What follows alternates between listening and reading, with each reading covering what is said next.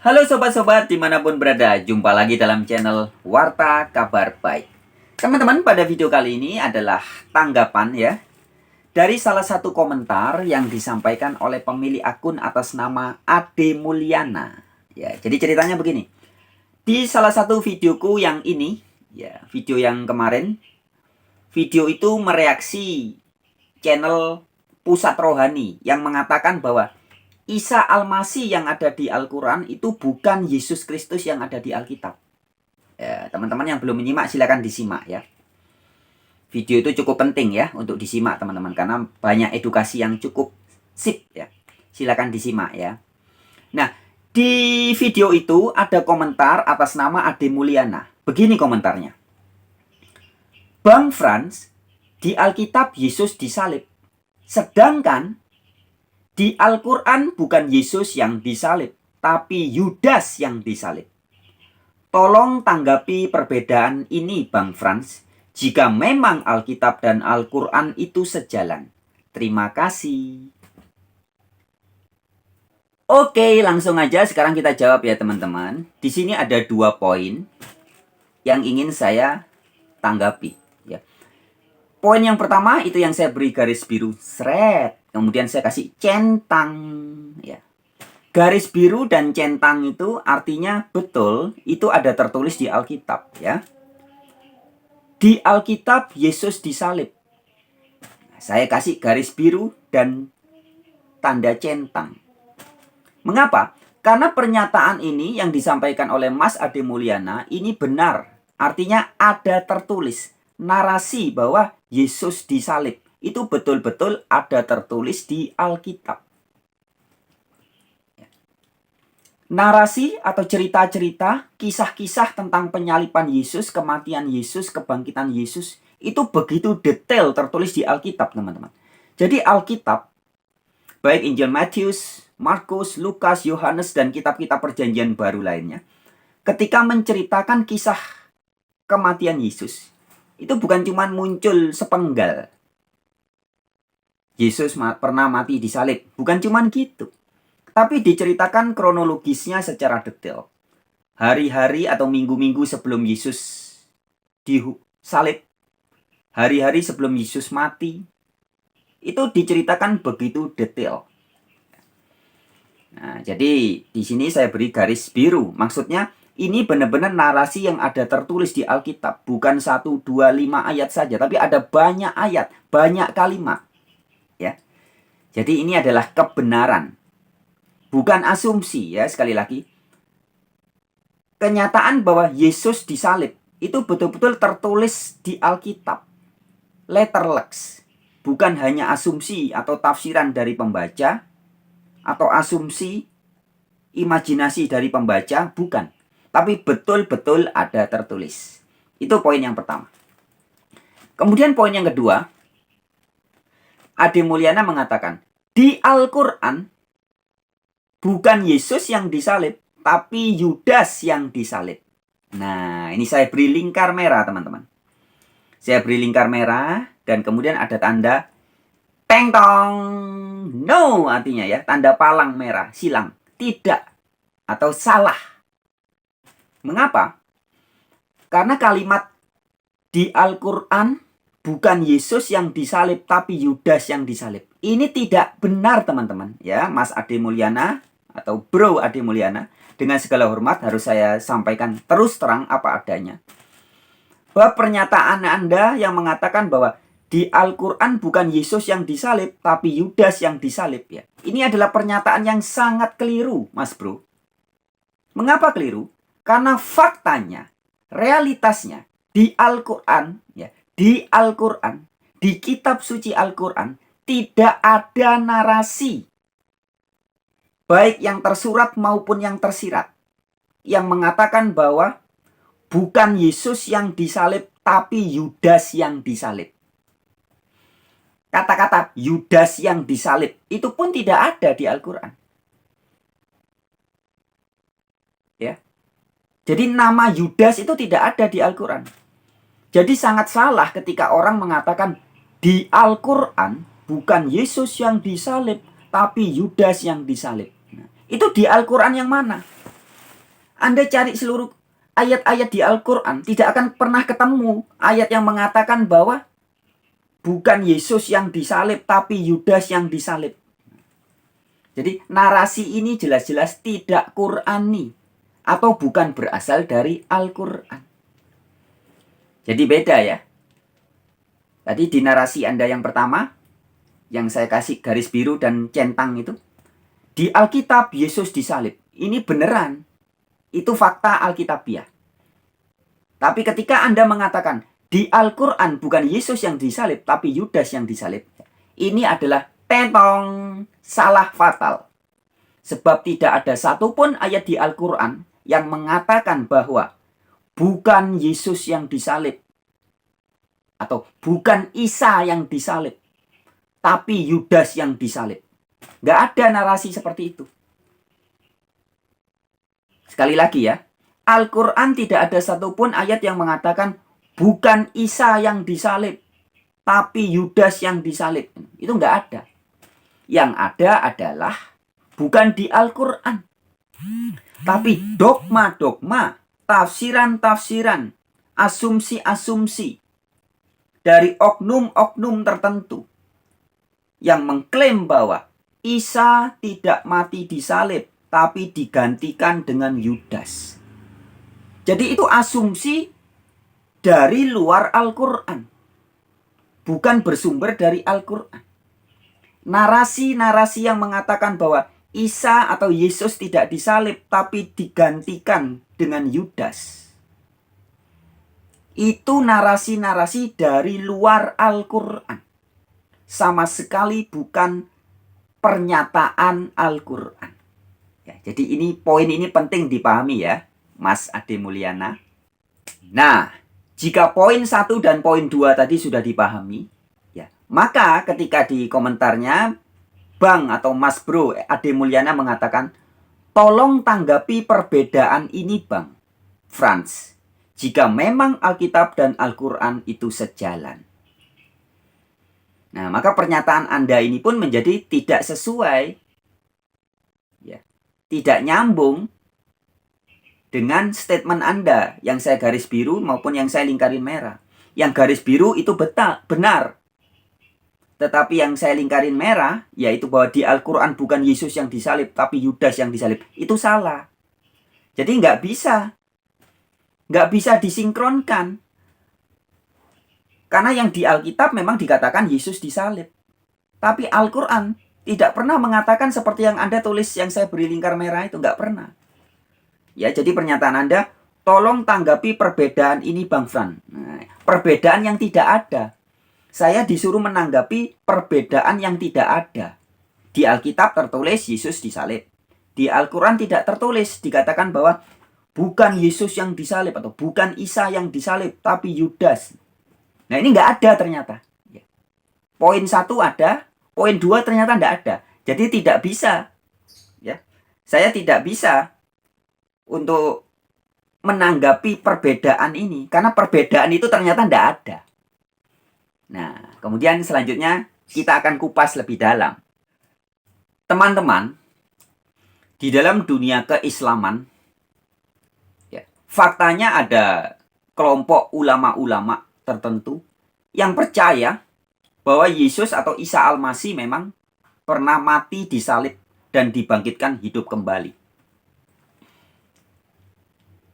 Tetapi juga banyak orang yang menyebut diri sebagai ustadz atau ulama yang mengatakan bahwa yang disalibkan itu bukan Yesus, bukan Isa, tapi Yudas.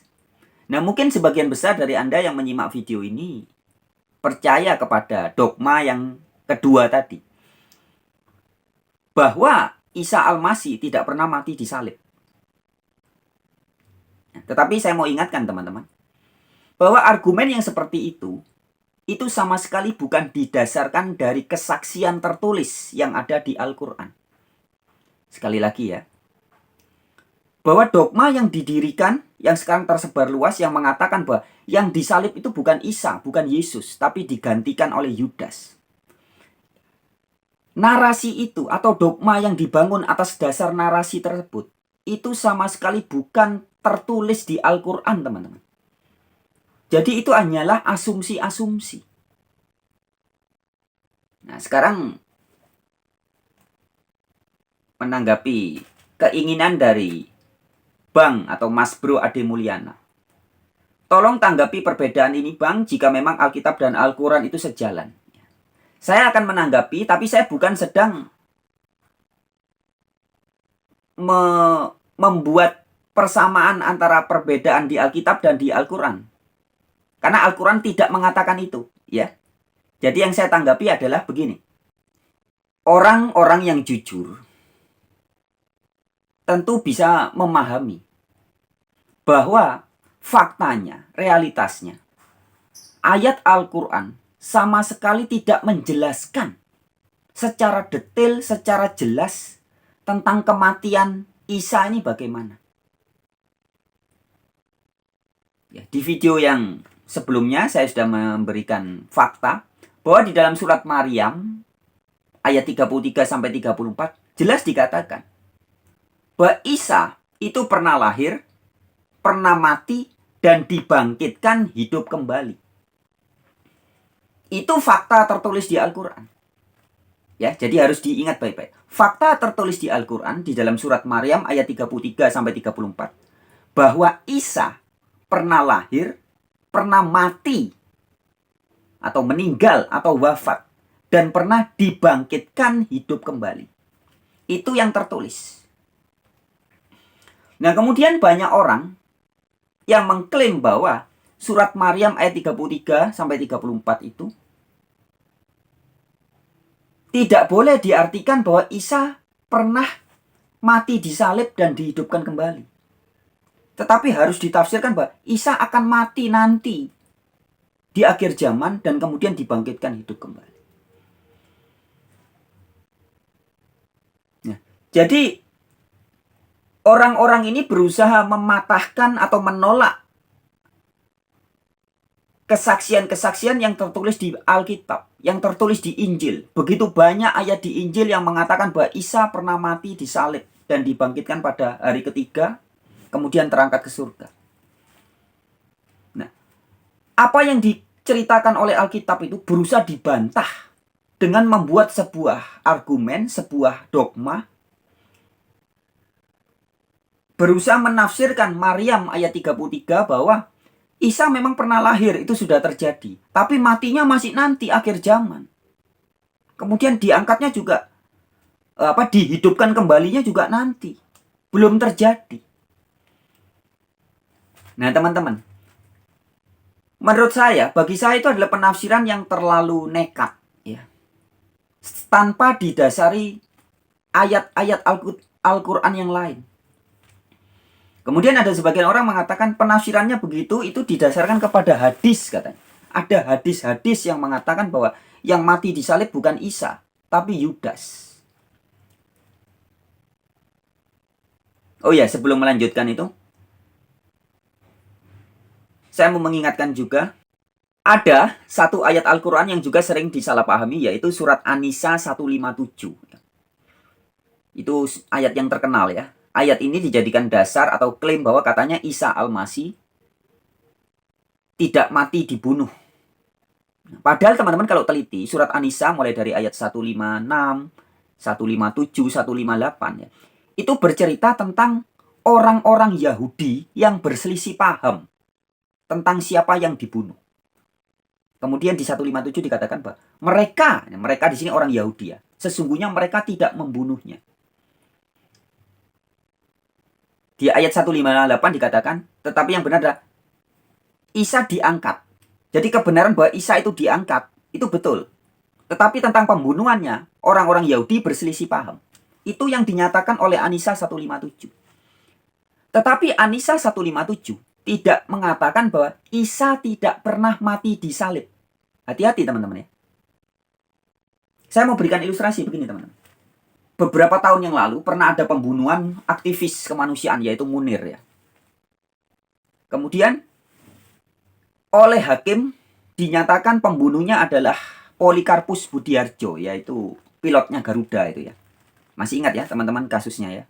Pembunuhan Munir. Munir jelas-jelas mati dibunuh. Dan sebagian orang termasuk hakim yang memutuskan sidang itu menyatakan bahwa pembunuhnya adalah Polikarpus, pilotnya Garuda. Tetapi Om Polikarpus sampai sudah bebas pun, yaitu kejadiannya sudah agak lama ya, sampai bebas pun keluar dari penjara, tetap tidak mengaku, menyatakan bahwa bukan dia yang membunuh Munir.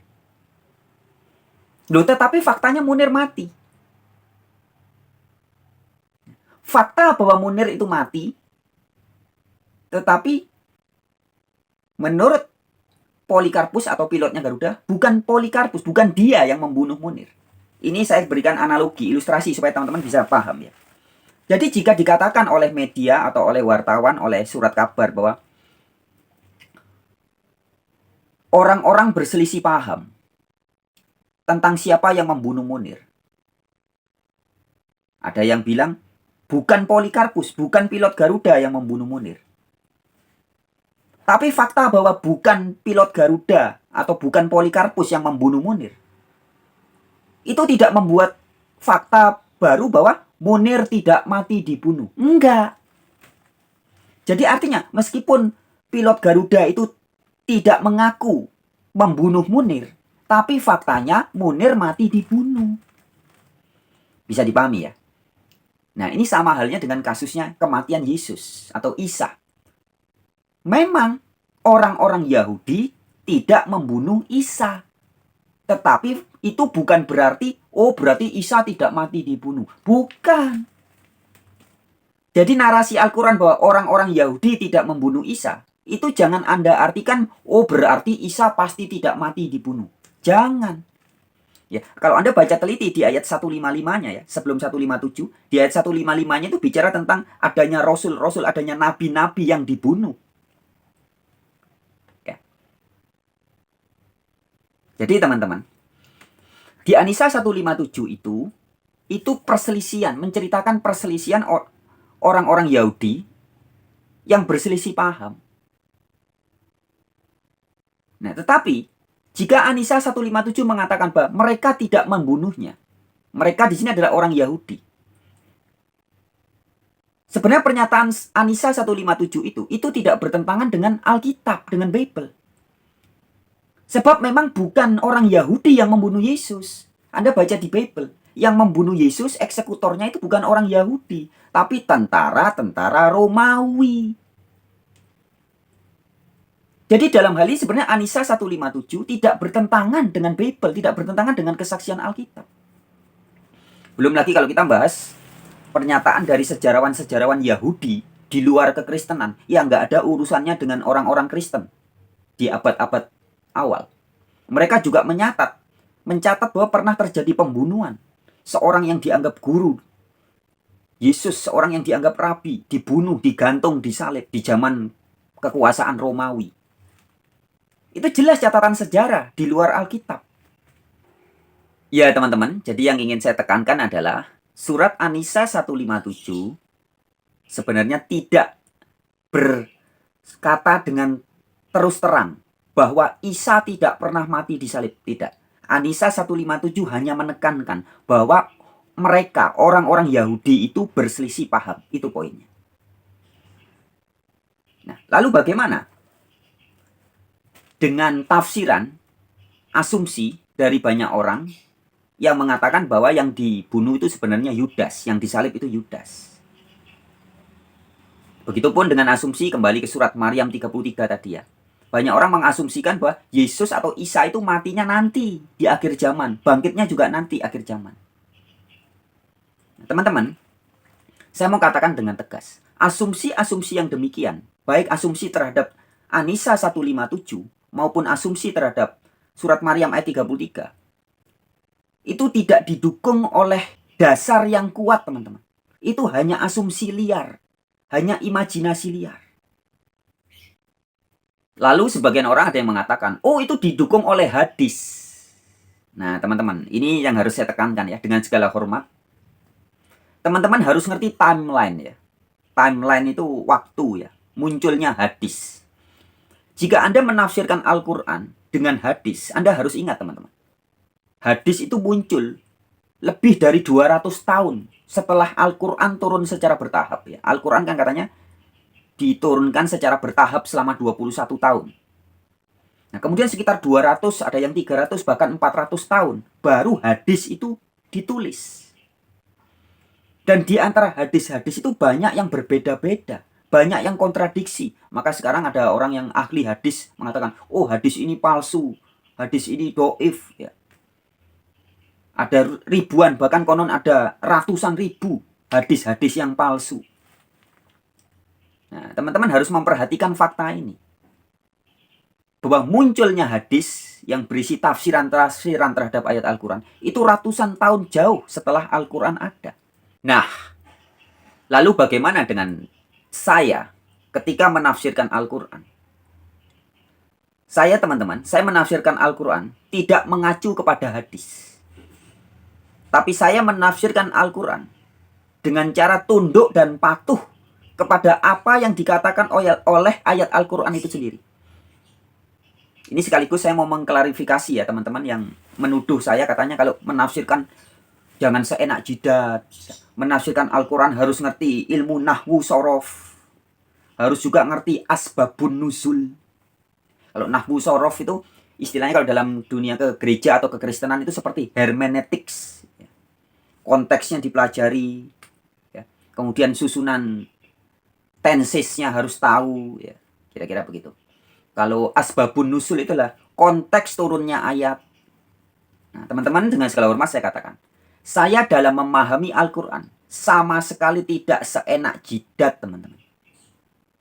Poin pertama yang akan saya sampaikan sebagai kesaksian saya adalah, saya menafsirkan Al-Quran itu bukan sakarepe dhewe, teman-teman. Tetapi saya minta tuntunan dan bimbingan dari Nur Muhammad, atau cahaya ilahi atau Roh Kudus. Itu yang pertama. Lain kali kita akan bahas khusus ini. Saya lain kali akan beri kesaksian khusus bagaimana Nur Muhammad, Roh Kudus, cahaya ilahi itu menuntun dan memberitahu saya. Saya tidak belajar, teman-teman. Tiba-tiba dia datang memberitahu saya secara langsung. Ya, tapi itu akan bahas di lain waktu. Nah, pada kesempatan ini saya akan menyatakan hal yang kedua yang harus teman-teman ketahui. Cara saya menafsirkan Al-Quran adalah saya taat kepada kesaksian Al-Quran sendiri. Yaitu di dalam surat Al-Maidah ayat 46. Yang mengatakan bahwa mulai ayat 44 sebenarnya. Al-Maidah ayat 44, ayat 46 sampai 48. Yang tegas mengatakan bahwa di dalam Taurat dan Injil ada cahaya dan petunjuk dari Allah. Ya, sekali lagi saya tekankan. Al-Quran dalam surat Al-Maidah mulai dari ayat 44, 46 sampai 48 tegas menyatakan bahwa Taurat dan Injil di dalamnya ada cahaya dan petunjuk dari Allah bagi orang-orang yang bertakwa. Yang dimana di ayat 48 ditegaskan bahwa Allah menjaganya. Quran datang untuk memperkuat, menyatakan bahwa Taurat dan Injil itu benar adanya. Jadi atas dasar itu, ketika saya membaca Al-Quran, teman-teman, saya itu selalu membaca Al-Quran dan berusaha memahami ayat-ayat Al-Quran dengan cahaya dan petunjuk dari Taurat dan Injil. Jadi saya membaca Al-Quran di bawah cahaya, tuntunan, dan petunjuk dari Taurat dan Injil. Sebagaimana Al-Quran sendiri dalam surat Al-Maidah 46, 44 dan 46 mengatakan bahwa Taurat dan Injil adalah cahaya dan petunjuk dari Allah bagi orang-orang yang bertakwa. Jadi kalau mungkin sebagian besar dari Anda ketika membaca Al-Quran, Anda mencari petunjuknya dari hadis. Ingat-ingat timelinenya. Hadis ada ratusan tahun, lebih dari 200 tahun setelah Al-Quran ada. Anda membaca ayat Al-Quran, misalkan saya kasih contoh ya. Saya kasih contoh, ini ilustrasi yang nyata. Ketika Al-Quran berbicara tentang jannah atau sorga, digambarkan di dalam beberapa surat di Al-Quran, sorga itu ada sungai yang jernih, sungai mengalir, ada pohon buah-buahan, tempat yang tenang. Al-Quran tidak bicara jelas tentang surga. Tapi kemudian banyak orang berusaha menafsirkan surga mengacu kepada hadis-hadis. Hadis-hadis yang muncul 200, 300, 400 tahun setelah Al-Quran. Nah, di hadis-hadis itu dijelaskan, di surga ada tempat kawin-mawin, ya, ada laki-laki akan berhubungan seks dengan banyak perempuan-perempuan. Anda lihat, itu semua tafsiran hadis. bukan tertulis di Al-Quran. Jadi jangan heran jika sekarang ada banyak oknum-oknum ustadz yang mengatakan bahwa surga itu nanti kita kawin mawin, kita dapat bidadari, bisa berhubungan seks dengan banyak bidadari, dengan banyak perawan. Itu yang terjadi ketika orang berusaha memahami surga yang tidak ditulis secara jelas di Al-Quran dengan cara menafsirkan berdasarkan hadis-hadis.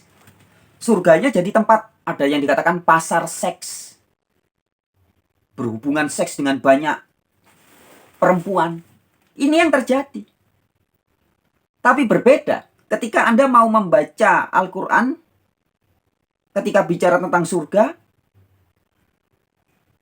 Anda melakukan seperti saya, yaitu memahami surga yang dimaksud oleh Al-Quran berdasarkan cahaya dan petunjuk dari Injil. Di Injil jelas dikatakan di surga tidak ada kawin mawin. Nah, jadi bisa dipahami ya. Pemahamannya akan sangat berbeda. Jika Anda membaca ayat Al-Quran yang bicara tentang surga, dengan cara menafsirkannya dengan cahaya dan petunjuk dari Injil, dengan jika Anda membaca ayat Al-Quran yang berbicara tentang surga, dengan mencari petunjuk dari hadis-hadis yang muncul 300-400 tahun kemudian, yang bicara tentang surga sebagai tempat pesta seks. Makanya jangan heran sekarang banyak ustadz-ustadz yang mengajarkan begitu kan. Di surga ada tempat pesta seks. Masih ingat beberapa tahun yang lalu, tahun 2017, Ustadz Syam ya, di Trans 7 atau Trans TV itu, di acara Islam itu Indah, dia mengatakan di depan kamera ditonton seluruh masyarakat Indonesia, kenikmatan yang terindah, janji Allah adalah pesta seks, pesta seks. Inilah akibat dari membaca Al-Quran tanpa cahaya dan petunjuk dari Taurat dan Injil. Tafsirannya bisa kacau begitu. Ya. Contoh yang kedua, ketika Anda membaca ayat Al-Quran tentang anaknya Ibrahim yang akan dikorbankan. Di Al-Quran jelas-jelas tidak tertulis nama anak itu. Hanya dikatakan anak Ibrahim. Tidak ditulis namanya apakah Ishak ataupun Ismail. Tidak ditulis. Tetapi ketika Anda berusaha menafsirkan ayat itu dengan mengacu kepada hadis-hadis yang muncul ratusan tahun kemudian, yang cerita katanya. Maka ada dua versi. Ada hadis-hadis yang menyatakan bahwa nama anak itu adalah Ishak. Tapi ada hadis-hadis juga yang mengatakan bahwa nama anak itu adalah Ismail. Nah, sehingga zaman sekarang dalam dunia keislaman terjadi perdebatan. Ulama-ulama yang kelas dunia, yang dianggap ulama-ulama hebat, percaya bahwa yang akan dikorbankan adalah Ishak. Tapi sebagian besar di Indonesia, penganut Imam Syafi'i, meyakini anak itu adalah Ismail. Nah, maka terjadi perdebatan sampai sekarang dalam dunia keislaman. Tapi beda. Jika Anda menafsirkan ayat yang berbicara tentang anak Ibrahim yang akan dikorbankan dengan cahaya dan petunjuk dari Taurat dan Injil, langsung jadi jelas teman-teman. Di kitab Taurat ya, dalam kitab Kejadian itu ada sekitar 5 kali disebutkan nama anak itu adalah Ishak. Ishak, Ishak, Ishak, Ishak. Di Bible Perjanjian Baru dalam Injil juga disebutkan anak itu adalah Ishak. Nah, jadi bisa dilihat ya teman-teman. Bedanya ketika Anda membaca Al-Quran seperti saya, dengan cahaya dan petunjuk dari Taurat dan Injil, dengan jika Anda membaca ayat Al-Quran tanpa petunjuk dan cahaya dari Taurat dan Injil. Hasilnya bisa sangat berbeda. Nah, sekarang kita akan kembali. Itu tadi saya berikan 2 contoh ya. Sekarang kita akan masuk ke pembahasan kita tentang kematian Isa. Bagaimana cerita yang benar? Sama halnya, Anda mau mengandalkan hadis-hadis yang muncul 200, 300 tahun, 400 tahun, 500 tahun setelah Al-Quran ada? Atau Anda mau menjadi seperti saya ketika membaca dan memahami Al-Quran dengan cahaya dan petunjuk dari Taurat dan Injil? Atau Anda berasumsi liar? Ya. Kalau Anda mentaati Al-Maidah 46, 44, 46 yang mengatakan bahwa di dalam Taurat dan Injil ada cahaya dan petunjuk dari Allah, Anda tidak akan bingung teman-teman. Misalkan Anda baca surat An-Nisa 157 tadi ya. Orang-orang Yahudi berselisih paham tentang siapa yang dibunuh. Langsung karena kita bacanya ayat itu di bawah cahaya dan petunjuk dari Taurat dan Injil, maka kita akan ngerti cerita yang sebenarnya bagaimana. Di Injil jelas dikatakan Isa atau Yesus mati disalib, bangkit diangkat ke surga, bangkit pada hari ketiga, kemudian setelah 40 hari diangkat ke surga. Jelas. Tidak lagi ada asumsi-asumsi liar yang mengatakan, oh itu yang dibunuh Yudas, digantikan Yudas. Itu kan asumsi-asumsi liar. Begitupun ketika Anda menafsirkan surat Maryam 33. Semoga kesejahteraan dilimpahkan atasku pada waktu aku lahir. Lahir berarti sudah. Pada waktu aku mati dan pada waktu aku dibangkitkan hidup kembali. Nah, mati dan dibangkitkan hidup kembali ini yang menjadi perdebatkan. Oh, nanti matinya nanti di akhir zaman, dibangkitkannya ya nanti akhir zaman. Jadi bingung kan Anda? Coba Anda membaca surat Maryam 33 dengan cahaya dan petunjuk dari Taurat dan Injil. Jelas langsung. Tidak bingung. Ya. Bisa dipahami ya teman-teman. Saya tambahin satu ayat lagi. Yaitu surat Yunus ayat 94. Ini juga kunci teman-teman ya dalam membaca ayat Al-Quran atau menafsirkan Al-Quran. Al-Quran sudah memberitahu ini. Ya. Yunus 94. Jika ada keraguan-raguan tentang apa yang kami turunkan, tanyakanlah kepada pembaca kitab sebelum kamu. Nabi Muhammad saja disuruh, kalau ragu, disuruh bertanya kepada pembaca kitab sebelumnya. Ya, pada saat itu Al-Quran belum ada ya teman-teman.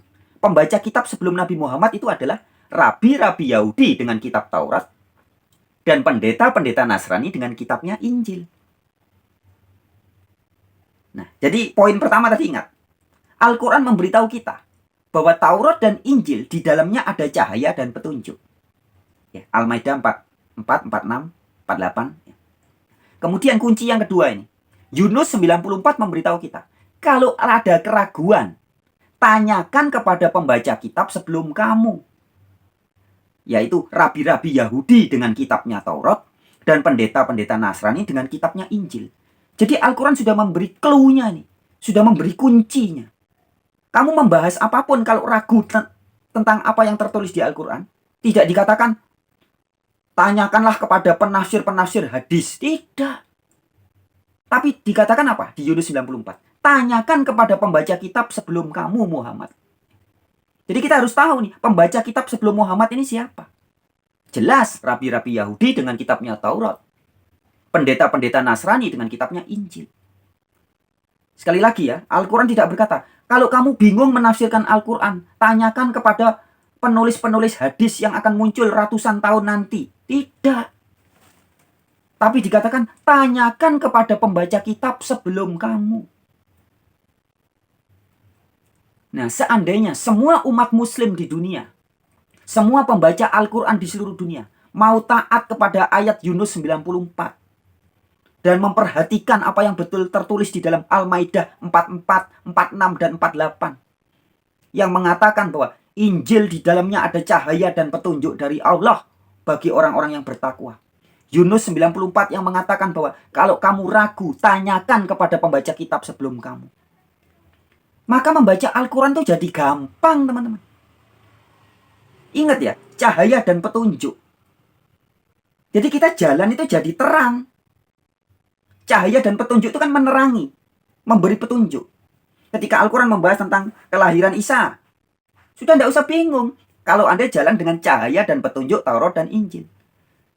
Tapi jika tanpa cahaya dan petunjuk dari Injil, atau tanpa cahaya dan petunjuk dari Allah yang ada di Injil dan di Taurat, Anda bisa membaca dengan berasumsi liar. Maka sekarang banyak sekali orang yang ngaku ulama, ngaku ustadz, ketika membaca Al-Quran, itu tafsirannya bisa beda-beda. Ulama satu berbeda dengan ulama yang lain. Sebagaimana Gus Islah mengatakan. Begini cuplikan videonya Gus Islah.